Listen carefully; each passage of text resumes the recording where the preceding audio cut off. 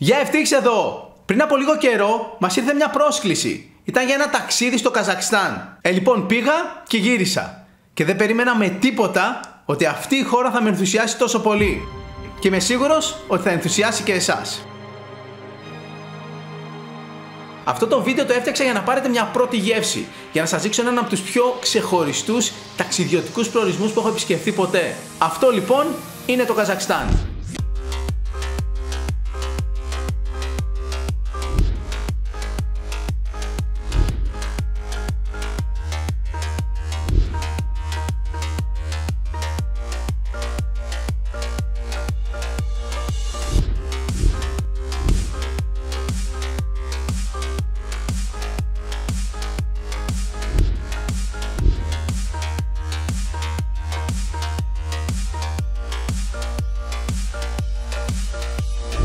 Το Καζακστάν είναι μια χώρα της πρώην Σοβιετικής Ένωσης. Είναι τεράστια χώρα, είναι η ένατη μεγαλύτερη σε έκταση χώρα στον κόσμο. Βρίσκεται στην Κεντρική Ασία ανάμεσα σε Ρωσία και Κίνα και δυτικά βρέχεται από την Κασπία θάλασσα. Ταξιδιωτικά μπορώ να πω ότι έχει μοναδικά τοπία που κόβουν την ανάσα.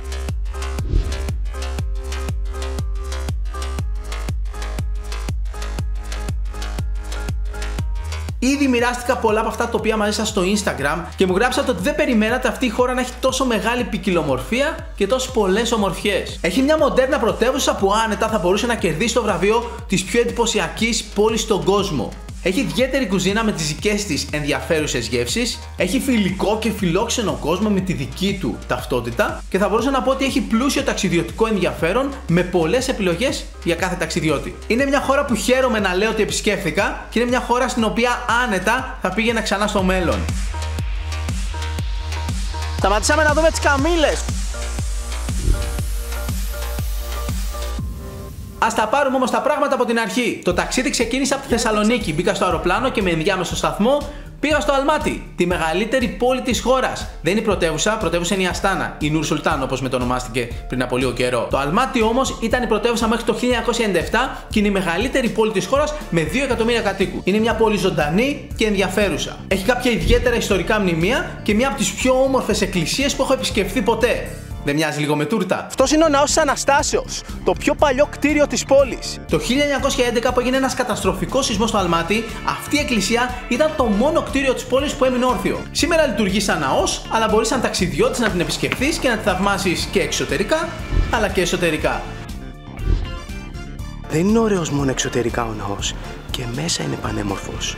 Στο Αλμάτι πήγαμε και στην κεντρική αγορά της πόλης που λέγεται Green Market, η πράσινη αγορά. Πάνω από την αγορά έχει το όνομα της αγοράς. Από εκεί είναι στη γλώσσα του Καζακστάν, Κακ Μπαζάρ, και από εκεί στα ρώσικα, Ζελένι Μπαζάρ, και τα δύο σημαίνουν το ίδιο πράγμα, πράσινη αγορά. Λέγεται έτσι πράσινη επειδή παλαιότερα υπήρχαν 3 διαφορετικές αγορές και η κάθε μία είχε διαφορετικό χρώμα ανάλογα με τα προϊόντα που πωλούνταν εκεί. Αυτή η αγορά παλαιότερα είχε μόνο φρούτα και λαχανικά. Αλλά στην πορεία οι άλλες 2 έκλεισαν, έμεινε μόνο αυτή και πλέον εδώ μπορείς να βρεις τα πάντα. Της έμεινε όμως το όνομα. Πολύ ωραία φρέσκα πράγματα. Φύγαμε από την αγορά. Πήγαμε και στο διάσημο βουνό της πόλης και ανεβήκαμε πάνω με τελεφερή. Εκεί λειτουργεί το χειμώνα ένα από τα πιο δημοφιλή χιονοδρομικά κέντρα της χώρας. Είμαστε κοντά στα 2.400 μέτρα. Επίσης στο Αλμάτι ανεβήκαμε στο λόφο που είναι πάνω από την πόλη, όπου βρίσκεται ένα Λούνα Πάρκ. Αυτός ο λόφος έχει μια ιδιαίτερη ιστορία επειδή εκεί βρισκόταν η πρώτη μιλιά του Καζακστάν. Και γιατί αυτό είναι σημαντικό? Επειδή από αυτή τη μιλιά πήρε το όνομά της η πόλη. Αλμάτι σημαίνει μπαμπάς του Μήλου. Ο μπαμπάς του Μήλου. Το ερώτημα είναι γιατί όχι η μαμά του Μήλου. Τέλος πάντων, Αλμάτι, ο μπαμπάς του Μήλου. Εκεί πάνω από αυτό το λόφο είδαμε ένα τέλειο ηλιοβασίλεμα. Νομίζω από τα πιο τέλεια ηλιοβασίλεματα σε αυτό το ταξίδι. Και μπορεί αυτή η πόλη να έχει μεγάλη ιστορία, αλλά έχει και τη σύγχρονη πλευρά της. Την επόμενη μέρα επισκέφθηκαμε την πιο μοντέρνα γειτονιά και πήγαμε σε ένα τεράστιο, επικό και πολύ κυριλέ εμπορικό κέντρο.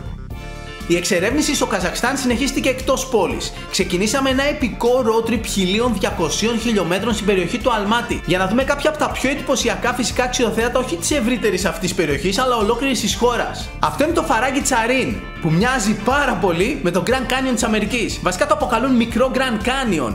Το τέλειο εκεί είναι ότι μπορείς να πας από πάνω να το δεις από ψηλά και μπορείς να μπεις και μέσα για να δεις τα βράχια από κάτω. Αυτό που μου άρεσε περισσότερο είναι ότι στο τέλος του φαραγγιού υπάρχει το ποτάμι και υπάρχει πλούσια βλάστηση, σαν μια όαση. Εκεί παρεμπιπτόντως υπάρχει και Eco Park, στο οποίο μπορείς να θέλεις να μείνεις το βράδυ σε μια από αυτές τις στρογγυλές παραδοσιακές σκηνές, τα διάσημα γιουρτ. Να και ένα ανοιχτό, πάμε μέσα να δούμε πώς είναι.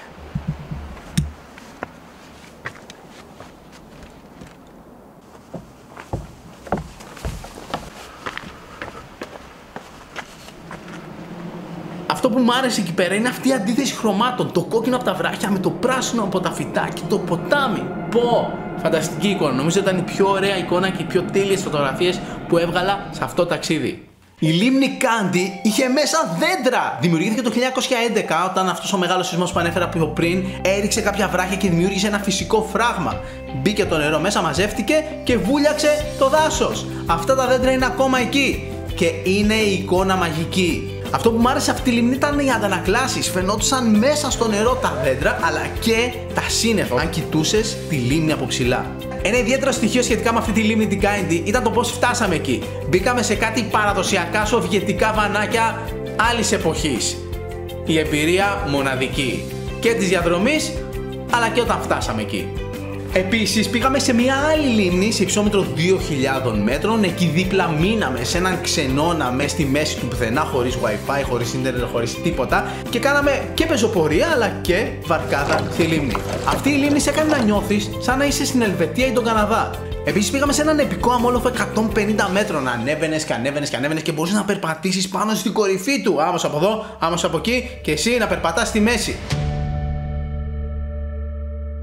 Και το τέλειο με αυτόν τον αμόλοφο είναι όταν υπάρχουν κάποιες συγκεκριμένες συνθήκες και είναι στεγνός, γιατί είχε βρέξει πιο πριν σε εμάς. Καλό ήταν αυτό γιατί δεν γεμίσαμε σκόνη. Αλλά τέλος πάντων, όταν είναι στεγνός και φυσάει, ακούγεται ένας ήχος και είναι σαν να τραγουδάει ο αμόλοφος, είναι σαν να σφυράει. Γι' αυτό και λέγεται ο αμόλοφος που τραγουδάει. Εκτός αυτού, επισκεφθήκαμε και κάποια ακόμα πολύ ξεχωριστά σκηνικά. Πήγαμε σε ένα μέρος που είχε θερμές πηγές, πισίνες βασικά, ήταν όχι τίποτα πολύ ωραίο σαν εικόνα, αλλά είχε ωραίο ζεστό νερό. Και επίσης πήγαμε σε ένα παλιό ξύλινο τζαμί, το οποίο μοιάζει με κινέζικο ναό, αλλά έχει μια ιδιαίτερη αρχιτεκτονική αξία και ιστορία. Να μιλήσουμε λίγο για φαγητό. Το φαγητό στο Καζακστάν ήταν πολύ νόστιμο. Το τέλειο είναι ότι κατά τη διάρκεια αυτού του road trip που κάναμε στην επαρχία του Αλμάτι, μείναμε και φάγαμε σε σπιτικούς ξενώνες, σαν να τρώγαμε σε σπίτια. Για παράδειγμα, σε ένα σπίτι μαγείρευσε ένας κύριος παραδοσιακό τοπικό φαγητό. Κάθε μέρα τρώγαμε σε σπίτια. Και ήταν πολύ ιδιαίτερη αυτή η εμπειρία. Φαγητάρα. Όταν επισκέπτεσαι μια ξένη χώρα, αν έχεις τη δυνατότητα να φας καθημερινό φαγητό που τρώνε οι ντόπιοι, τότε έχεις γνωρίσει τη χώρα λίγο καλύτερα. Αποθανατίζουμε το υπερφαγητό και τρώμε. Καλή όρεξη. Ας πούμε λίγο για την παρέα αυτού του ταξιδιού. Σε αυτό το ταξίδι ήμασταν travel bloggers από όλο τον κόσμο. Συνολικά στο πρόγραμμα συμμετείχαν κάπου 35 άτομα από διάφορα μέρη του κόσμου. Ήταν travel bloggers, vloggers, youtubers, instagrammers, φωτογράφοι κλπ. Ήμασταν χωρισμένοι σε ομάδες και κάθε ομάδα θα επισκεπτόταν ένα διαφορετικό μέρος της χώρας. Όλοι μαζί στο τέλος συναντηθήκαμε στην πρωτεύουσα την Αστάνα. Στο αγγλικό μου κανάλι θα ανεβάσω ένα βίντεο που σας συστήνω τους περισσότερους από αυτούς που γνώρισα σε αυτό το ταξίδι. Οι περισσότεροι από αυτούς είναι υπερκορυφαίοι travel bloggers και travel vloggers, τους οποίους μπορεί και να γνωρίζετε. Το ταξίδι λοιπόν ολοκληρώθηκε στην πρωτεύουσα της χώρας, την Αστάνα, που πρόσφατα μετονομάστηκε σε Νούρ Σουλτάν. Είναι μια υπερεντυπωσιακή μεγαλούπολη με ακόμα πιο υπερεντυπωσιακή αρχιτεκτονική. Πηγαίνεις εκεί και νιώθεις ότι είσαι σε μια έκθεση αρχιτεκτονικής. Βλέπεις πάρα πολλά επικά τεράστια κτίρια, τα οποία το καθένα έχει τη δική του ταυτότητα. Αυτή την πόλη τη γύρισα από άκρη σ' άκρη. Ξυπνούσα νωρίς το πρωί. Πήγα και στην ανατολική πλευρά που είναι η πιο παλιά πόλη, που είναι καθαρά σοβιετική. Καμία σχέση με αυτή τη μοντέρνα δυτική πλευρά της πόλης. Αλλά αυτή η αντίθεση ήταν αυτό που με ενθουσίασε περισσότερο. Πήγαμε στο Expo 2017, πήγα και είδα ένα άλλο κτίριο που μοιάζει με υπτάμενο δίσκο. Γενικότερα αυτή την πόλη τη γύρισα και χαίρομαι πολύ γιατί ένα ολόκληρο Happy Traveler θα είναι στην Αστάνα, την Νούρ Σουλτάν, την πρωτεύουσα του Καζακστάν. Παρεμπιπτόντως, 3 θα είναι τα επεισόδια από το Καζακστάν. 3! Όλοι εμείς οι travel blogger που ταξιδέψαμε στο Καζακστάν, στην Αστάνα συμμετείχαμε στο Blogger Forum. Ήταν μια εκδήλωση που διοργάνωσε το Υπουργείο Πληροφοριών και Κοινωνικής Ανάπτυξης του Καζακστάν και είχε σκοπό να γνωρίσει όλες αυτές τις νέες τεχνολογίες και το travel blogging σε νέους της χώρας. Ήταν μια ανοιχτή εκδήλωση που ήρθαν εκατοντάδες νέοι από το Καζακστάν για να μάθουν περισσότερα πράγματα για το blogging και το πώς μπορούν οι ίδιοι να το αναπτύξουν. Σε αυτό το φόρουμ είχε κάποιες παρουσιάσεις από κορυφαίες προσωπικότητες σε παγκόσμιο επίπεδο στον χώρο του travel blogging και της ταξιδιωτικής φωτογραφίας. Το φόρουμ αυτό έλαβε χώρα σε ένα πάρα πολύ εντυπωσιακό κτίριο, στην πυραμίδα της Αστάνα. Λέγεται Μέγαρο της Ειρήνης και της Συμφιλίωσης και είναι μια τεράστια πυραμίδα που κάτω-κάτω, σχεδόν στο υπόγειο, έχει ένα αμφιθέατρο. Λοιπόν, από τη στιγμή που μπήκα σε αυτό το κτίριο, είχα μια ιδιαίτερη περιέργεια να το εξερευνήσω. Γι' αυτό δεν μπορούσα καθόλου να αντισταθώ. Μπήκα σε ένα σανσέρ και πάτησα το τελευταίο κουμπί. Τι θα συναντήσουμε εκεί άραγε? Ανέβηκα πάνω, δεν ήταν κανένας. Άρχισα να περπατάω σε ένα διάδρομο, κυκλικό γύρω-γύρω και έφτασα στην κορυφή της πυραμίδας.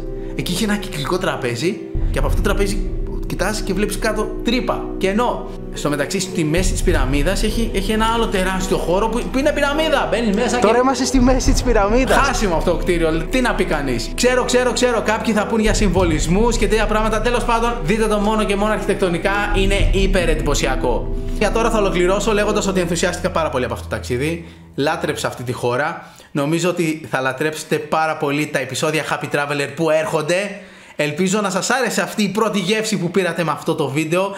Γράψτε μου τη γνώμη σας, πείτε μου τι σας άρεσε πιο πολύ από αυτά που είδατε, τι ανυπομονείτε από όλα αυτά να δείτε και επίσης γράψτε μου αν θα θέλατε εσείς κάποια μέρα να πάτε στο Καζακστάν. Αν θα βάζατε το Καζακστάν στη λίστα με τους ταξιδιωτικούς προορισμούς που θέλετε να επισκεφτείτε μια μέρα. Γράψτε ένα σχόλιο, κάντε ένα τεράστιο like, subscribe στο κανάλι με καμπανάκι και θα βάλω από κάτω κάποια link για βίντεο από άλλους travel blogger που ήταν μαζί στο ταξίδι και φτιάξανε τέλεια βίντεο που πρέπει να δείτε. Θα βάλω επίσης και κάποιους λογαριασμούς Instagram από κάποια τέλεια άτομα που γνώρισα και επίσης βγάλανε απίστευτες φωτογραφίες από το Καζακστάν σε αυτό το ταξίδι. Λοιπόν, να είστε καλά, φιλιά πολλά, τα λέμε, γεια!